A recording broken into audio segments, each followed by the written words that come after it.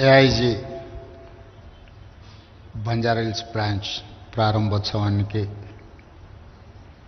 నగర ప్రజలకి రెండవ అతిపెద్ద హాస్పిటల్ని అందుబాటులోకి తెచ్చినందుకు డాక్టర్ నాగేశ్వర్ రెడ్డి గారిని తెలంగాణ రాష్ట్ర ప్రభుత్వం తరఫున మనస్ఫూర్తిగా వారిని నేను అభినందిస్తున్నా.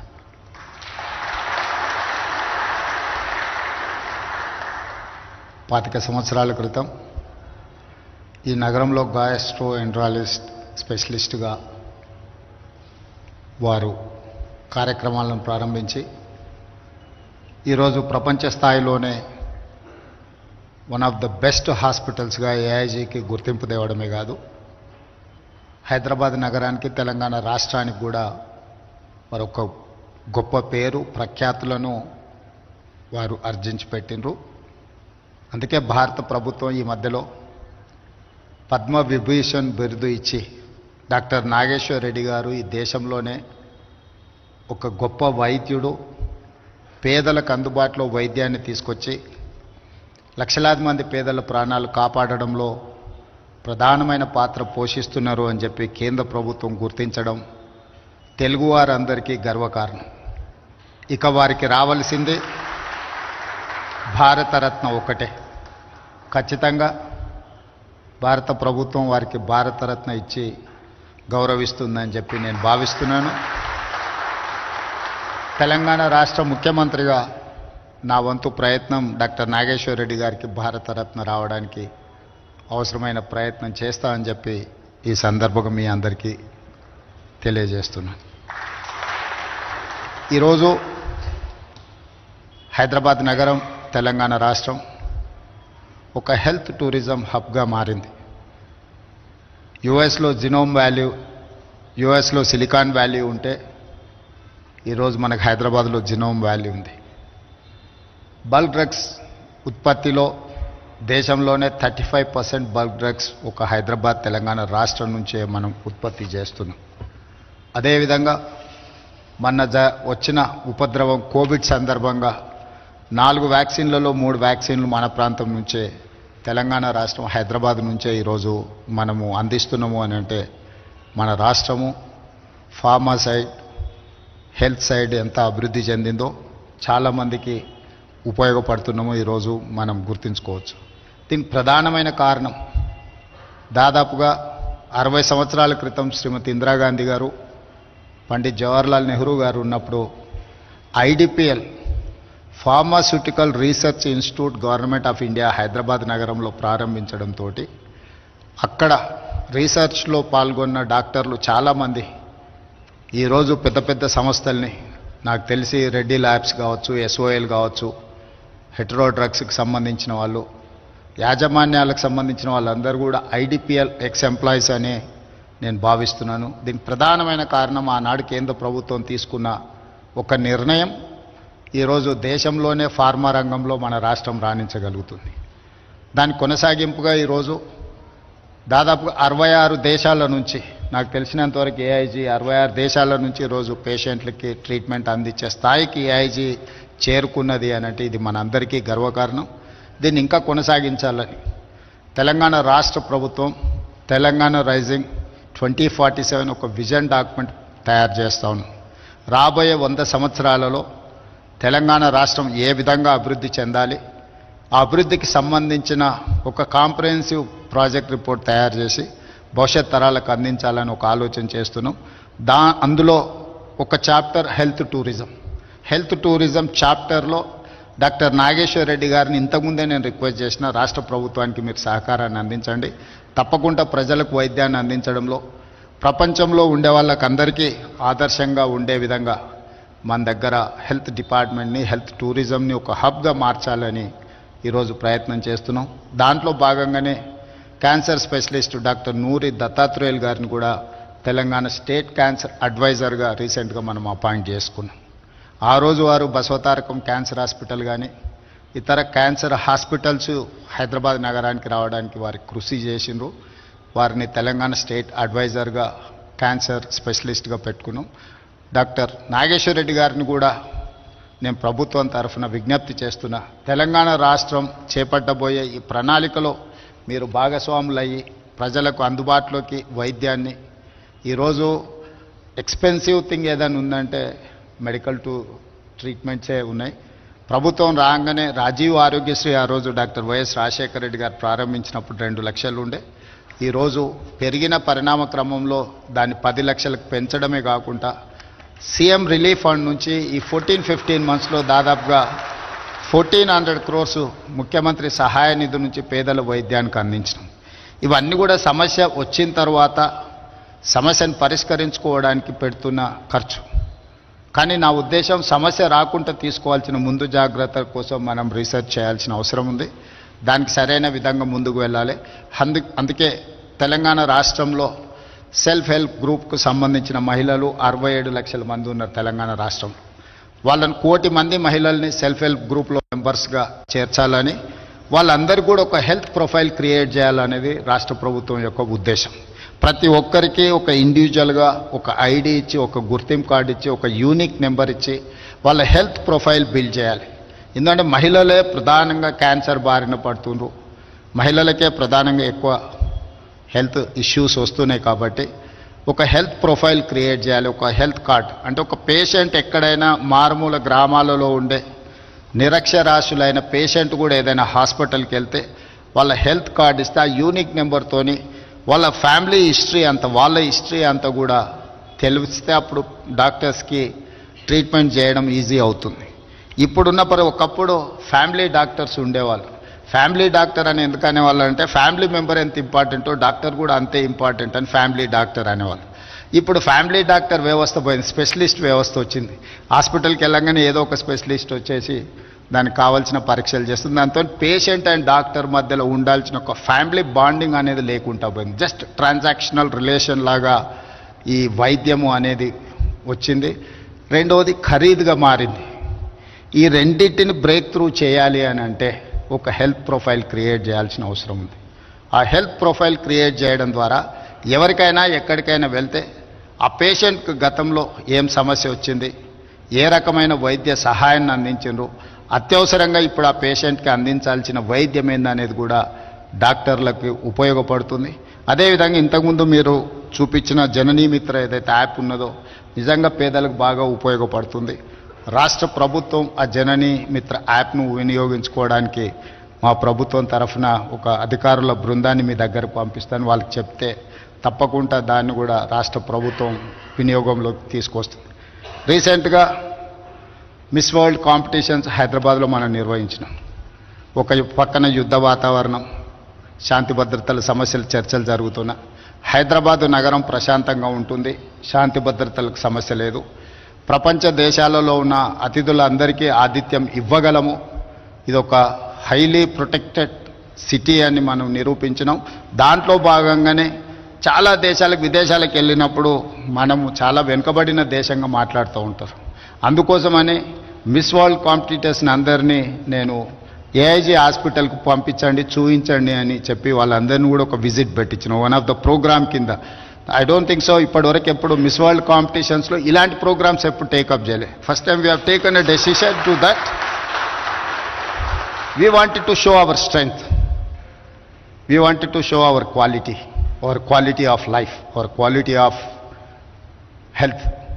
సో అందుకోసమని వాళ్ళని స్పెసిఫిక్ సర్టెన్ ఏరియాస్లో హైదరాబాద్లో ఉండే చార్మినార్ దగ్గర ఉండే మన షాపింగ్ మాల్స్ అనుకోండి, మన చారిత్రాత్మకమైన మన కట్టడాలు కావచ్చు, లేకపోతే మన టెంపుల్ హిస్టరీని, మన టెంపుల్స్ హెరిటేజ్ హిస్టరీని, రామప్ప టెంపుల్ కావచ్చు, 1000 స్తంభాల గుడి కావచ్చు, చార్మినార్ కావచ్చు, ఏఐజీ హాస్పిటల్ కావచ్చు, ఇవన్నీ కూడా ఎందుకు చూపించినామంటే ప్రపంచ దేశాలతో న్యూయార్క్, టోక్యో లాంటి నగరాలు, సౌత్ కొరియాతో మేము పోటీ పడగలుగుతున్నాం, జపాన్తో మేము కాంపీట్ చేయగలుగుతున్నాం అని చెప్పడానికి, వాళ్ళందరికీ అర్థం కావడానికే వాళ్ళందరినీ వీటన్నిటికీ చెప్పడం జరిగింది.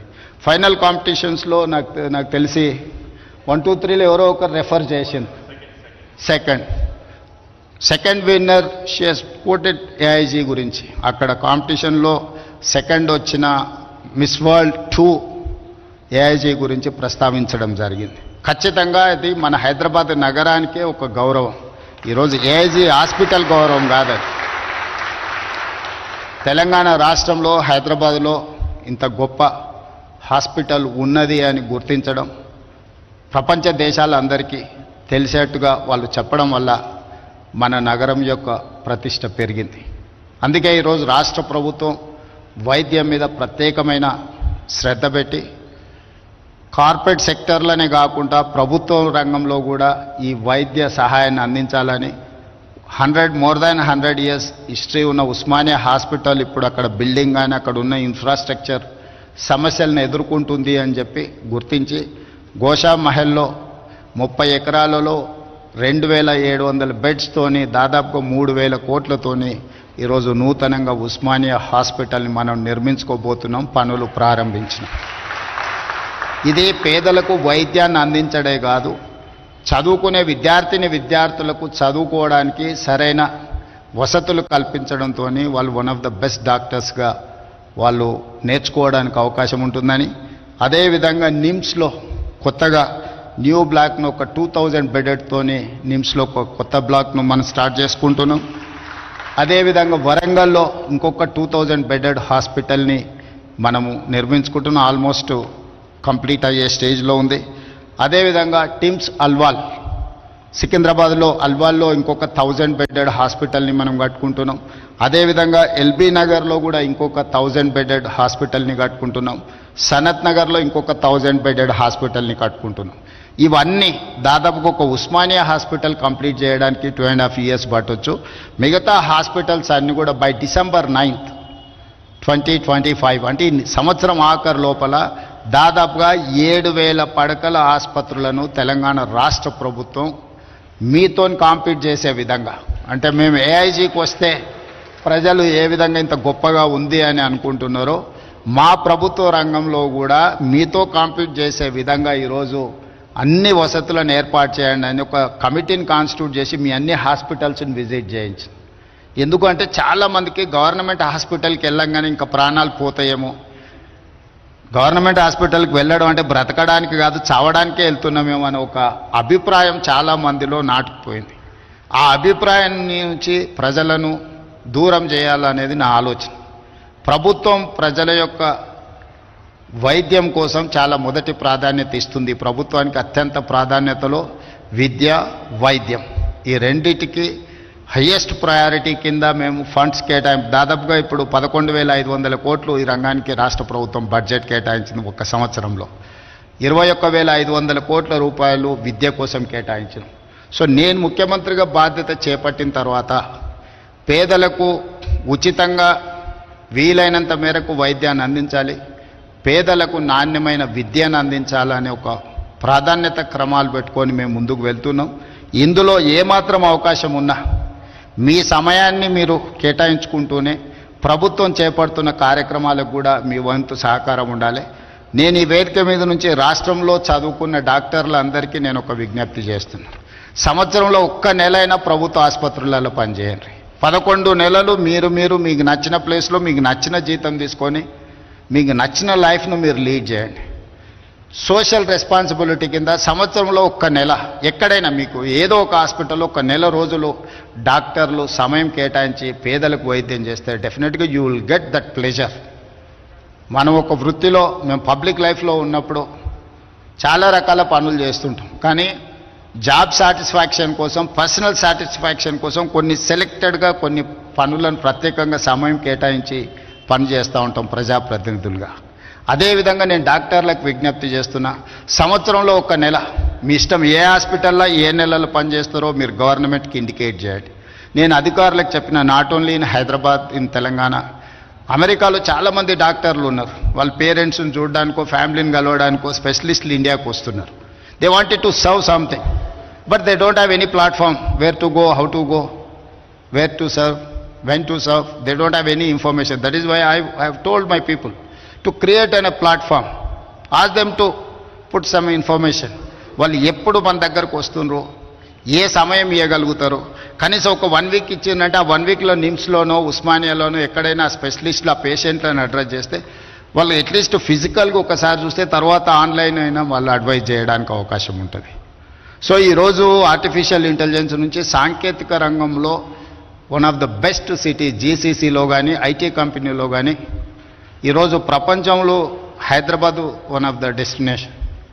సో మనం ఈ సాంకేతిక నైపుణ్యాన్ని ఉపయోగించుకొని హెల్త్ సైడ్ కూడా మనం పనిచేయాలి. రీసెంట్గా నేను ఏవియేషన్ మినిస్టర్ను కలిసినప్పుడు కూడా మిడిల్ ఈస్ట్ కంట్రీస్ నుంచి పేషెంట్లు రావడానికి ఉన్నారు, కానీ డైరెక్ట్ ఫ్లైట్ కనెక్టివిటీ లేదు. వాళ్ళు బెంగళూరులోనో లేకపోతే ఢిల్లీనో లేకపోతే కలకట్టాలోనో ల్యాండ్ అయ్యి మళ్ళీ అక్కడి నుంచి ఇక్కడికి రావాలంటే ఆ పేషెంట్లకు చాలా ఇబ్బంది అవుతుంది.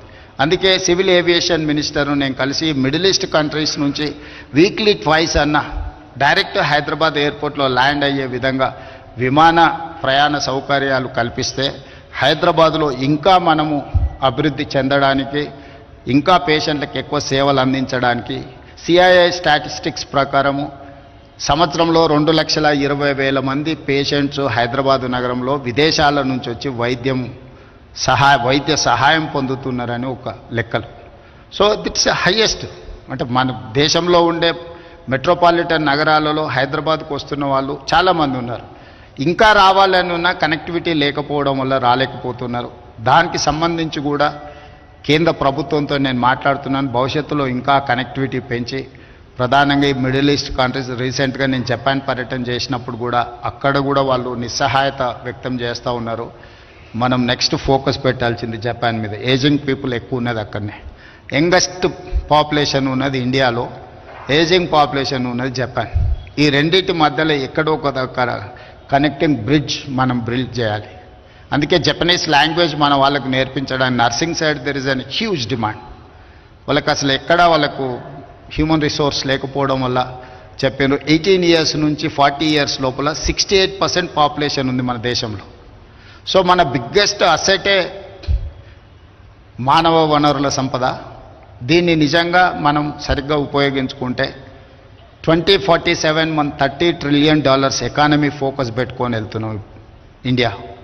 సో అదేం పెద్ద కష్టసాధ్యమైన విషయం కాదు. అందుకే నేను ఒక విజన్ డాక్యుమెంట్లో చెప్పిన నెక్స్ట్ 10 yearsలో తెలంగాణ స్టేట్ $1 trillion ఎకానమీకి రీచ్ అవ్వాలి, 2047కి $3 trillion ఎకానమీకి రీచ్ అవ్వాలి. ఆ గోల్ను పెట్టుకొని మనం పనిచేద్దామని.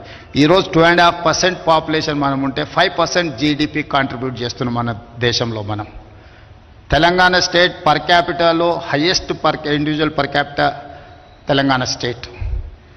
సెల్ఫ్ రెవెన్యూ రిసోర్సెస్లో మనమే ఇండియాలో నెంబర్ 1, లా అండ్ ఆర్డర్లో ఇండియాలో మనం నెంబర్ 1, డ్రగ్స్ కంట్రోల్ చేసిన దాంట్లో ఇండియాలో మనం నెంబర్ 1. సో అన్ని రంగాలలో తెలంగాణ రాష్ట్రము. రీసెంట్గా మా కమిషనర్ సివి ఆనంద్ గారు దుబాయ్లో ప్రపంచ దేశాలన్నీ కూడా డ్రగ్స్ కంట్రోల్ దాంట్లో కాంపిటీషన్స్ పెడితే హైదరాబాద్ నగరం తెలంగాణ స్టేట్ ఫస్ట్ వస్తే దుబాయ్లో వెళ్ళి అవార్డుని మా C V Anand Hyderabad commissioner receive చేసుకోవడం జరిగింది. ఇవన్నీ సక్సెస్ స్టోరీస్ మన దగ్గర ఉన్నాయి, కానీ ఇది ప్రపంచంలో ఇంకా మనం బ్రాండింగ్ చేసుకోవాల్సిన అవసరం ఉంది. దూర దేశాలకు భారతదేశం అంటే ఒక వెనుకబడిన దేశం అన్నట్టుగా ఏదైతే ఒక ఇంప్రెషన్ ఉందో దాని నుంచి బయటికి తీసుకురావాల్సిన అవసరం ఉంది. మనం ఇంకా బాగా అభివృద్ధి చెందాలి. అందులో ఏఐజీ పాత్ర ఉండాలి. డాక్టర్ నాగేశ్వర్ రెడ్డి గారు ఈ దేశానికే గర్వకారణమైన గొప్ప వైద్యుడు. వారు హైదరాబాద్లో ఉండడం ఈ ప్రాంతంలో, ఎందుకంటే వారికి గొప్ప గొప్ప ఆఫర్స్ వచ్చినాయి. నాకు తెలుసు వారికి వచ్చిన ఫైనాన్షియల్ ఆఫర్స్ ఏమున్నాయి, అవన్నీ కూడా కాదనుకొని వారు ఇక్కడ ఉండి ఈ రాష్ట్రంలో ఈ ప్రాంత పేదలకు సేవలు అందిస్తున్నారు. వారిని మనస్ఫూర్తిగా అభినందిస్తూ ఒక మంచి కార్పొరేట్ హాస్పిటల్ని తక్కువ ఖర్చులతో పేదలకు అందుబాటులో సిటీ సెంటర్లో ప్రారంభించినందుకు యాజమాన్యాన్ని అందరినీ అభినందిస్తూ మీ అందరి దగ్గర సెలవు తీసుకుంటున్నాను. ధన్యవాదాలు మిత్రులారా.